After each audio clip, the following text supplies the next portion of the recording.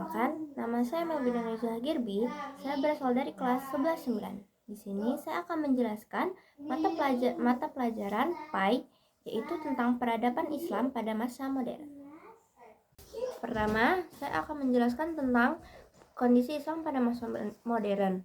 Menurut Harun Nasution, masa modern terjadi pada tahun 1800 Masehi hingga masa sekarang. Masa ini disebut masa kebangkitan Islam.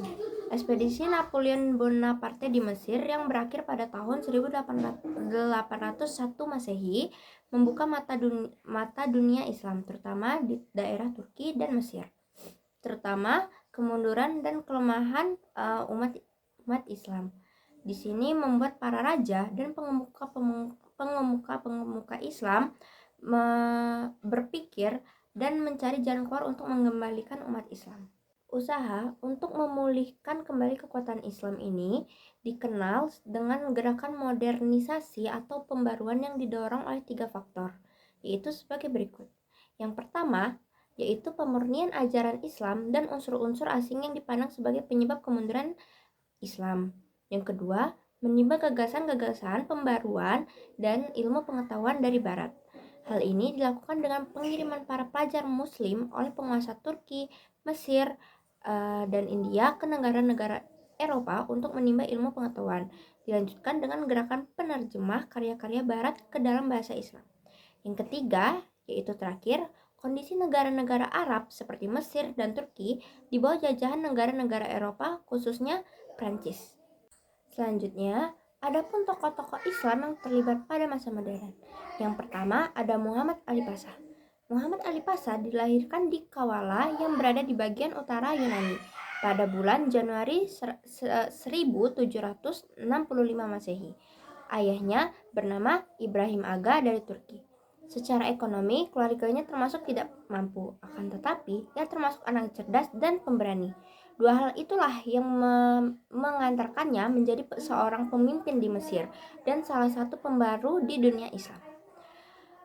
Pemikiran Muhammad Ali Pasha yaitu yang pertama adalah mengirimkan pelajar Mesir ke Prancis, Italia, Inggris, dan Australia sebanyak 311 antara tahun 1813 hingga 1849. Yang kedua, ada dalam bidang militer. Muhammad Ali Pasha melakukan beberapa langkah, yaitu mendatangkan seorang perwira tinggi yaitu dari Prancis yang bernama Chef untuk melatih tentara militer Mesir. Lalu ia juga mengirimkan pelajar Mesir untuk belajar kemiliteran di Prancis. Maka setelah selesai, pelajar tersebut akan diminta kembali untuk mengajar di sekolah militer di Mesir.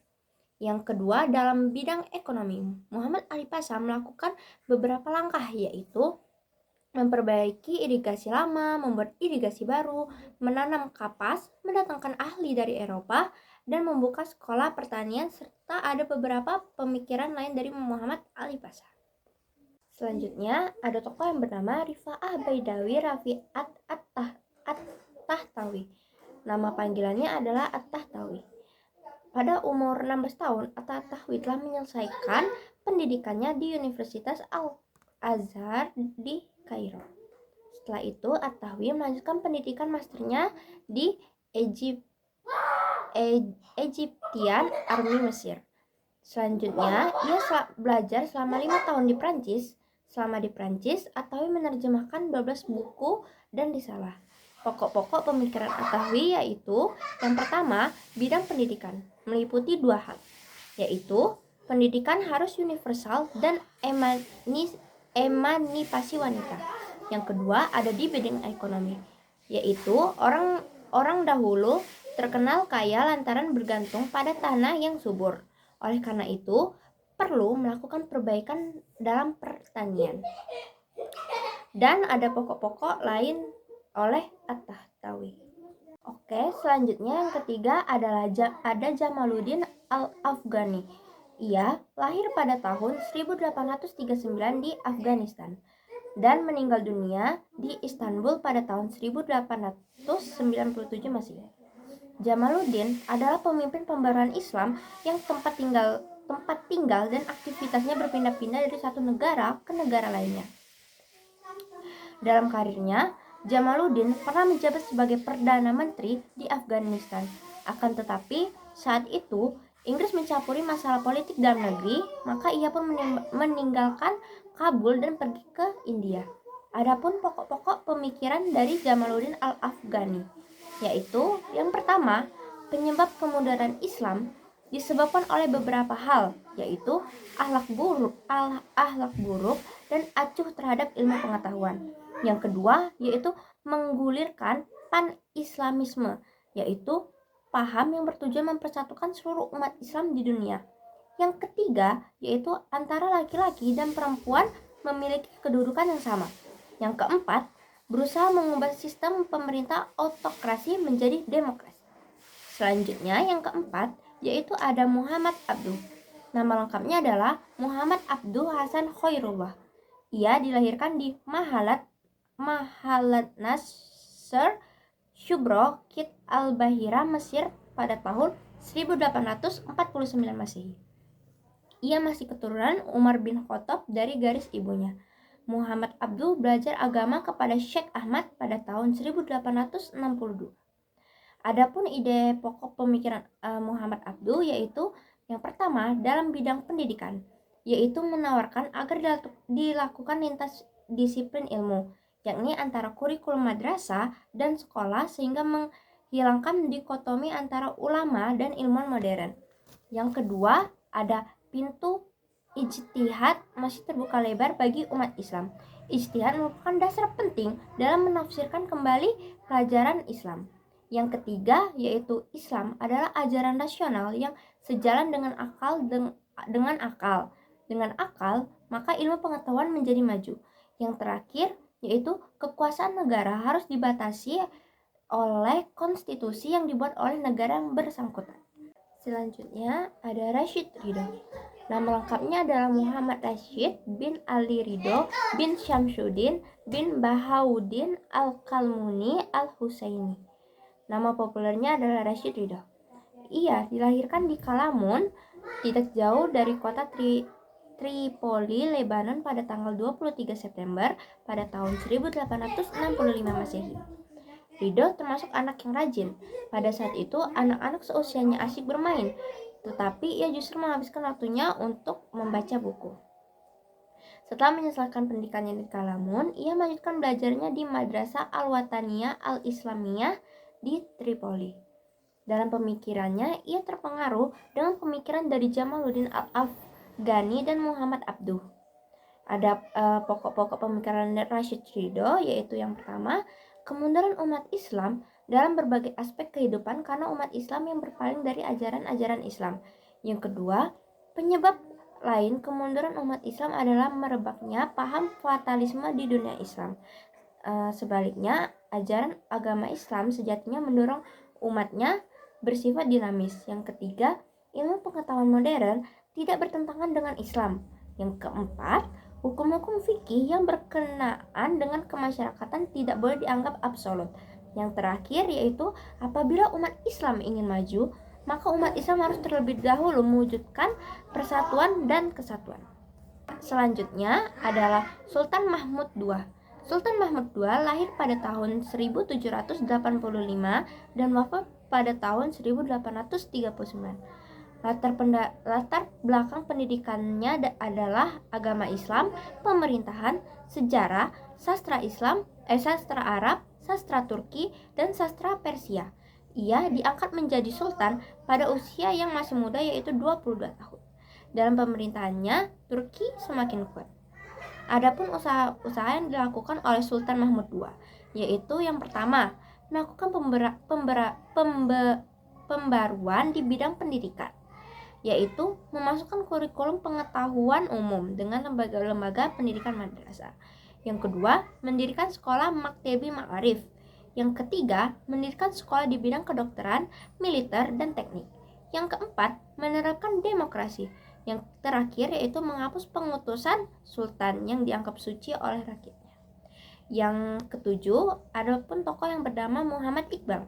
Muhammad Iqbal lahir di kota Sialkot di Punjab pada tanggal 9 November 1877. Ia berasal dari keluarga kelas menengah yang sederhana. Pendidikan agama didapatkan dari orang tuanya yang juga tokoh sufi di India. Ia mendapatkan gelar Bachelor of Arts atau BA pada tahun 1897. 2 tahun kemudian mendapatkan gelar Master of Arts MA dengan memperoleh medali emas. Ia terpilih menjadi Presiden Liga Muslim pada tahun 1930. Ia menjadi kunci utama dalam pendirian negara Pakistan sebagai sebuah negara Islam yang terpisah dengan negara India. Adapun pokok-pokok pemikirannya. Yang pertama, bercita-cita membangun sebuah peradaban baru yang anggun. Yang kedua, Al-Quran merupakan kitab yang lebih mengutamakan amal daripada cita-cita. Yang ketiga, pintu ijtihad masih terbuka. Yang keempat, mencita-citakan kebangkitan kembali umat Islam. Yang terakhir adalah memperkukuh dan memperkuat individualitas dari peserta didik sehingga mereka menyadari segala kemungkinan yang menimpa dirinya. Selanjutnya, ada tokoh yang sangat kita kenal dan kita familiar yaitu Kiai Haji Ahmad Dahlan. Kiai Haji Ahmad Dahlan merupakan tokoh yang mendirikan Muhammadiyah. Kiai Haji Ahmad Dahlan lahir pada tanggal 1 Agustus 1868 dan wafat pada tanggal 23 Februari 1923. Ia memiliki nama kecilnya yaitu Muhammad Darwis. Beliau adalah ulama besar bergelar pahlawan nasional Indonesia yang merupakan pendiri Muhammadiyah. Beliau adalah putra keempat dari 7 bersaudara. Ketika memasuki usia 15 tahun, Ahmad Dahlan pergi melaksanakan ibadah haji dan tinggal selama 5 tahun di Mekah. Pada 5 tahun periode tersebut, Ahmad Dahlan pun berinteraksi dengan para pemikir pembaru dalam agama Islam. Pokok pemikiran Kiai Ahmad Dahlan yaitu pertama, tujuan utama pendidikan Islam adalah membentuk manusia yang berbudi luhur, alim dalam agama, memiliki pandangan luas, dan paham tentang masalah ilmu keduniaan. Yang kedua, pendidikan harus mencetak manusia-manusia yang berjiwa nasionalisme dan patriotisme sehingga bersedia berjuang untuk kemajuan masyarakat. Yang ketiga, materi pendidikan harus meliputi pendidikan moral dan akhlak, pendidikan individu, dan pendidikan kemasyarakatan. Yang terakhir, model pendidikan memadukan 2 jenis pendidikan, yaitu pesantren dan sekolah umum. Selanjutnya, ada pun tokoh yang kita kenal yaitu Kiai Haji Hasyim Asy'ari. Ia dilahirkan di pesantren Gedang, Tabakrejo, Jombang, Jawa Timur pada hari Selasa Kliwon pada 24 Zulhijjah 1287 Hijriah, bertepatan dengan tanggal 14 Februari 1871 Masehi. Kiai Hasyim lahir dari pasangan Kiai Asy'ari dan Nyai Halimah dan masih keturunan Sunan Giri. Dalam mencari ilmu, Kiai Hasyim terbentuk sosok yang tidak mengenal kata menyerah. Kiai Hasyim belajar ilmu agama langsung dengan bapak dan kakeknya sekaligus pengasuh di pondok pesantren. Untuk memantapkan ilmu agama, Kiai Hasyim belajar sampai Mekah, Arab Saudi selama 7 tahun. Gurunya antara lain Syekh Mahfuz Al-Tirmizi, Syekh Ahmad Khatib Al-Minangkabawi, Syekh Nawawi Al-Bantani, Syekh Ahmad Katibal Sambasi, dan lain sebagainya.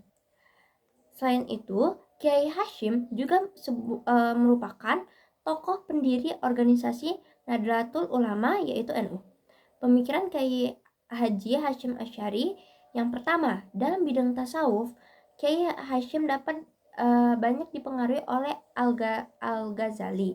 Yang kedua, dalam melawan penjajah Belanda, Kiai Hasyim menginisiasi resolusi jihad yang dicetuskan pada tanggal 22 Oktober 1945 yang sekarang diperingati sebagai Hari Santri Nasional. Yang ketiga, dalam bidang politik, Kiai Hasyim mengajak kepada umat Islam untuk membangun dan menjaga persatuan.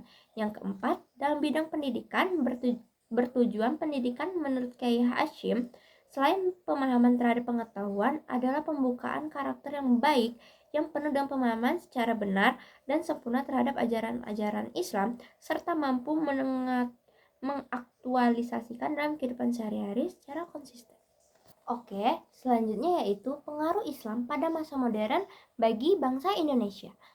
Yaitu salah satu dampak utamanya adalah munculnya berbagai organisasi keislaman yang turut aktif dalam berbagai bidang, termasuk pendidikan dan nasional. Yang terakhir, ada hikmah peradaban Islam pada masa modern.